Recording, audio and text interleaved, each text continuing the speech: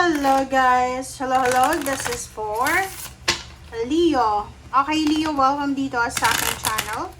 Kapalaran 888. Welcome. Alamin natin Leo kung anong message ang kailangan mong marinig. This is starting today, simula ngayon, June 29 hanggang July 23. So, bali 3 weeks siya. Ito yung kung ano yung mangyayari sa'yo during the cycle ng Mercury retrograde and Cancer.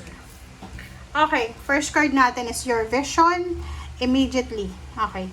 So, dito sa barahan to, sinasabi sa'yo, Leo ng barahan na napakabilis ng mga pangyayari ngayong 3 weeks na to.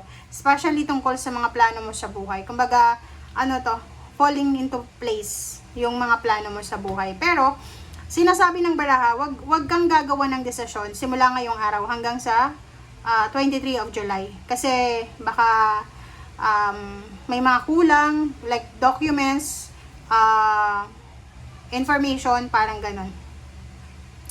Next is, what's new and different about the way you project yourself? So, ano ba yung mga bago? Ano ba yung mga unhealthy habits mo, unhealthy thoughts, mindsets, lifestyle na kailangan mo nang baguhin? Okay? So, the way you project yourself.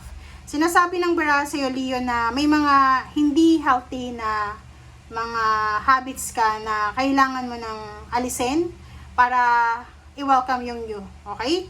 And use an unconventional way and do it on your own. So, sabi ng baraha sa'yo dito, wag kang, kung isa kang business person, kung may gusto kang simulan, hindi mo kailangan ng collaboration, hindi mo kailangan ng partner, hindi mo kailangan ng katulong. Kasi, ikaw mismo, yung utak mo, isa lang yung katawan mo, pero yung utak mo is parang composed of several na utak.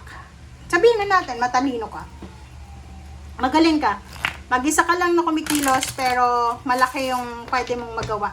Okay? So, sa nakikita ko sa'yo dito, huwag kang umasa sa mga tao sa paligid mo. Do it your own. So, kumbaga, maging confident ka, Leo, na gawin ko anong gusto mong gawin during this 3 weeks. Okay, Malachite. Prosperity. Wow! Sabi na congratulations. Congratulations, Leo. Kasi sinasabi ng baraha sa'yo dito na talagang prosperity siya. Your vision immediately. Prosperity. May mga positive shift na posibleng mangyari sa buhay mo through the divine support. So, you are protected, you are guided ng divine sa kung ano man ang mga plano nyo sa buhay. Lalo na kung business person ka, self-employed, or kano pa man na ginagawa mo sa ngayon. Okay? Kumbaga lahat ng mga parang sacrifices mo, magbubunga na. Lahat ng pagod, puyat, parang ganon.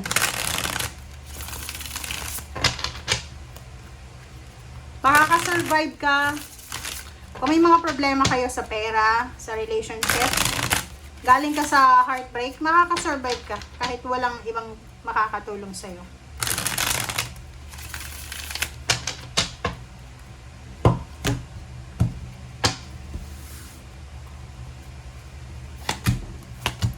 Alright, so Marshmallow.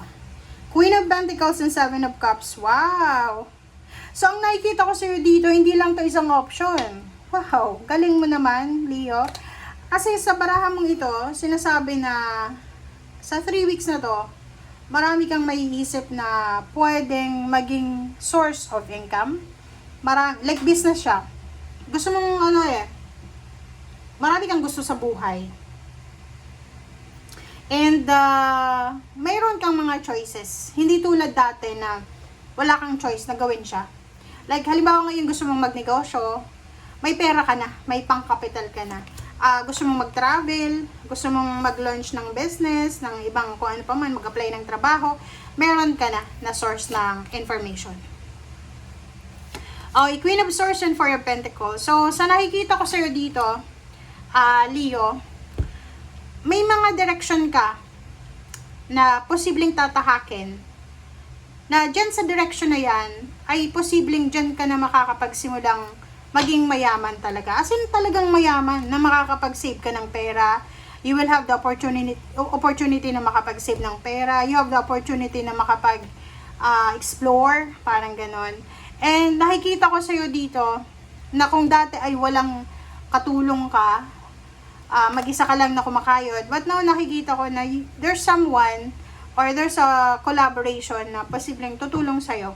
Okay? Pwedeng water sign, Pisces, Scorpion, Cancer, or kung sino man itong kapamilya mo.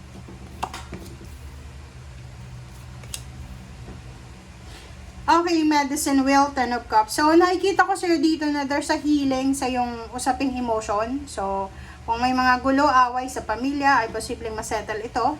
Or kung halimbawa na may mga plano kayo regarding sa occasion, family occasion, reunion, or whatever man, sinasabi ng bara sa'yo dito na there's a parang huge outcome, positive outcome na mangyari sa mga plano mo.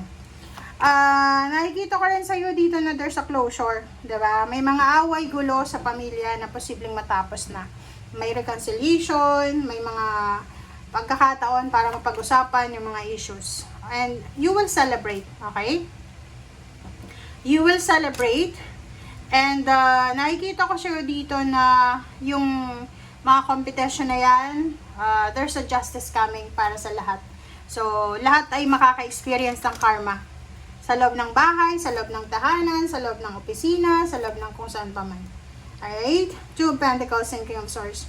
Another is doon sa mga Leo na parang you're looking for an additional source of income, or Leo na hindi ka kontento sa kung nasaan ka sa ngayon. Sabi ng bara sa'yo, the universe is teaching you something. Tinuturuan ka ng universe. So, ang sabi ng baraha, huwag kang munang pipirma ng kontrata ngayong 3 weeks na to, huwag kang magre-resign, huwag kang aalis. Patapusin mo muna tong Mercury retrograde na to bago ka umalis, bago ka mag-travel, bago ka magkaroon ng relationship. Kasi after this Mercury retrograde, sinasabi na parang aapaw, marami kang blessings na matatanggap, left and right, yung blessings financial, mga job offers, financial help, parang ganun. Another is love life, kung you're looking for a love life. May opportunity ka na makapag-travel sa malayong lugar, pwede kang makapag-asawa sa malayong lugar, or posibleng pwedeng magbalikan kayo ng ex mo, or pwedeng there's a pregnancy doon sa mga medyo bata pa na Leo, if you are wanting to have a baby.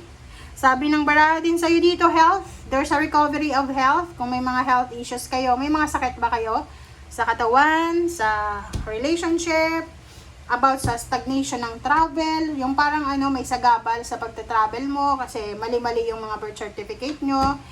Sabi ng baraha dito na maayos din. There's a healing coming para sa lahat ng mga Leo by the end of the month of July. Pero within the 3 weeks, starting today, June 29 to July 23, dahan-dahan tayo Leo, okay?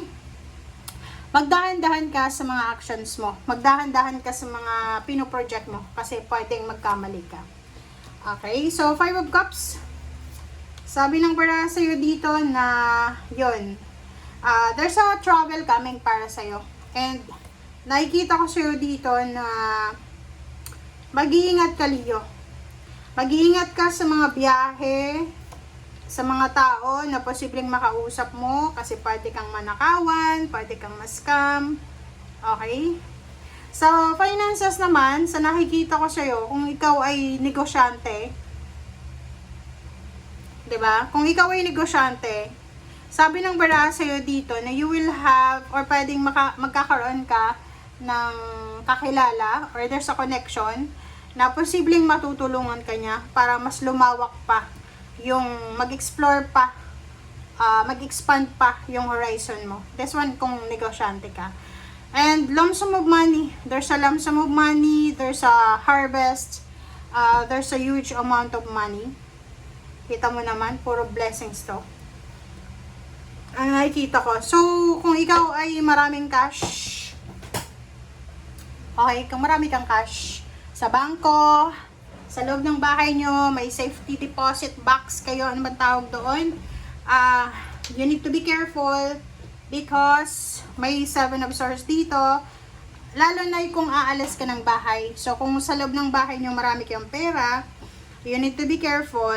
It's because baka masalisihan ka, maubos yung pera mo sa bahay mo. Or mga ari-arian, or whatever man.